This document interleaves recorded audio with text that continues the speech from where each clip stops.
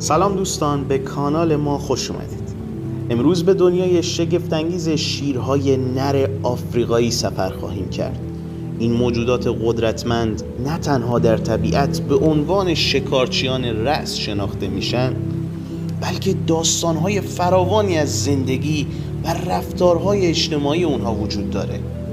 با ما باشید تا چند تا فکت جالب و حیرت انگیز درباره شیر نر آفریقایی کشف کنیم. فکت اول درباره ویژگی‌های فیزیکی شیر نر آفریقایی. شیر نر آفریقایی یکی از بزرگترین و برجسته ترین اعضای خانواده گربه‌سانان است. یکی از مشخصه‌های بارز شیر نر اندازه و وزن اونها معمولاً بین 150 تا 250 کیلوگرم وزن دارن و میتونن تا حدود 2.5 متر هم طول داشته باشند و این خودش باعث میشه که اونها یکی از بزرگترین گربه‌سانان در میون حیوانات باشن. پوشش بدن شیر نر معمولاً رنگ طلایی مایل به قهوه‌ایه و با افزایش سن مقدار این رنگ تیره تر میشه. یکی از ویژگی‌های غیر قابل انکار شیر نر یالهای بزرگ و پرپشت و زیبای اونهاست. این یالها به طور متوسط در سنین بالاتر بزرگتر و تیره تر میشن به عنوان نشان دهنده قدرت و شایستگی اونها در بین حیوانات دیگه هست. یالهای شیر نر نه تنها زیبایی خاصی به اونها میبخشن، بلکه عملکردهای اجتماعی و محافظتی و در واقع یه جورایی میشه گفت کاریزمای شیر نر. شیرهای نر دارای بدن عضلانی و قدرتمند هستند که به اونها کمک میکنه در شکار و نبردهای قلمرو خودشون موفق باشن. پاهای قوی اونها برای دویدن و شکار طعمه هست و پنجه‌های بزرگ اونها برای شکار و نگهداری طعمه بسیار مؤثر. شیر نر آفریقایی دارای چشمان بزرگ و تیز و بینایی عالیه که بهش این امکانو میده در نور کم به خوبی ببینه. حس شنوایی شیرها بسیار قویه و بهشون کمک میکنه تا خطرات محیطی رو شناسایی کنه. عمر متوسط شیرهای نر در طبیعت معمولاً بین 10 تا 14 ساله، اما در محیط‌های اسارت مانند باغ وحش‌ها و مراکز نگهداری حیوانات تا 20 سال هم میتونن زندگی کنن. این ویژگی‌ها باعث میشه که شیر نر آفریقایی نه تنها به عنوان یک شکارچی قدرتمند در طبیعت، بلکه به عنوان یک نماد از قدرت و زیبایی در دنیای حیات وحش نیز شناخته بشه. فکت بعدی ما درباره رفتار اجتماعی پیچیده شیرها هست. اولا که شیرهای نر معمولاً در گروه‌های اجتماعی زندگی می‌کنند که شامل شیرهای ماده و توله هاست و هر گروه حدود 30-40 تا شیره. این گروه ها نه تنها به شیرها امنیت میده، بلکه بهشون کمک میکنه تا در شکار و بقا موفق باشن. در هر گروه شیرهای نر معمولاً مسئولیت حفاظت از قلمرو رو بر عهده دارن.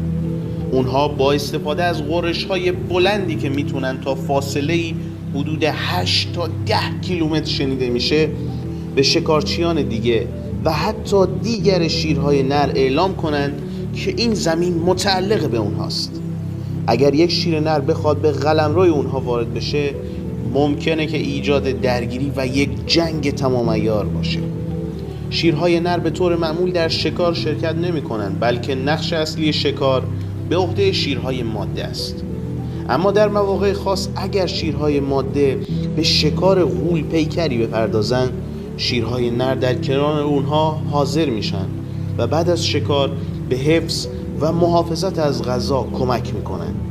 این همکاری به شیرها این اجازه رو میده که از منابع غذایی بهینه‌تری بهره مند بشن. شیرهای نر همچنین به نوعی ارتباط اجتماعی با شیرهای ماده و توله ها دارن و در واقع در تربیت توله ها کمک میکنن. ممکنه که در مراقبت از توله ها مشارکت نکنن، اما به صورت غیر مستقیم روی تربیت و دفاع اونها تأثیر میذارن. علاوه بر این، رفتار اجتماعی شیرهای نر تحت تأثیر ساختار اجتماعی اون گروه قرار داره. به طور معمول شیرهای نر بالغ از گروه‌های بزرگتر اخراج میشن و ممکنه که به دنبال قلمرو جدید برن و نسبت به شیرهای جوانتر که به تازگی به بلوغ میرسن چالش ایجاد کنن. این تحولات اجتماعی بهشون یاد میده که چجوری در یک جامعه رقابتی رفتار بکنن و به تأسیس خانواده‌های جدید برن. در نهایت میشه گفت که رفتار اجتماعی شیر نر آفریقایی نه تنها به عنوان یک شکارچی قدرتمند بلکه به عنوان عضوی کلیدی در گروه‌های اجتماعی و بقا در دنیای وحش اهمیت داره. این رفتارها نشون دهنده پیچیدگی زندگی اجتماعی در جمعیت و جامعه شیرهاست و اهمیت همکاری در دنیای وحش برای بقا رو به ما نشون میده. اما فکت سوم درباره تولید مثل شیرها. برای شروع باید بدونیم که شیرهای نر معمولاً در سنین 3 تا 4 سالگی به بلوغ جنسی میرسند. اما در این سن اغلب اجازه جفتگیری ندارن، زیرا هنوز به اندازه کافی قوی نیستند تا نقش رهبری و دفاع از قلمرو رو بر عهده بگیرن. زمانی که شیر نر به سن مناسب رسید، شروع به جستجو برای جفتگیری با شیرهای ماده میکنه. در واقع شیرهای نر باید به قلمرو شیرهای ماده که به طور معمول همراه با بقیه زندگی میکنن وارد بشن. اگه شیر نر به اندازه کافی قوی و باهوش باشه، میتونه با شکست دادن شیرهای نر دیگه قلمرو رو به دست بگیره و ارتباطات نزدیکتری با شیرهای ماده برقرار کنه. جالب اینجاست که شیرهای نر ممکنه به طور موازی با چندین شیر ماده جفتگیری کنن که این به اونها این اجازه رو میده تا تنوع ژنتیکی رو افزایش بدن و شانس بقا برای توله ها رو بالا ببرن. پس از جفتگیری مدت زمان بارداری شیرهای ماده حدود 110 روزه و معمولاً بین 2 تا 4 توله به دنیا میارن.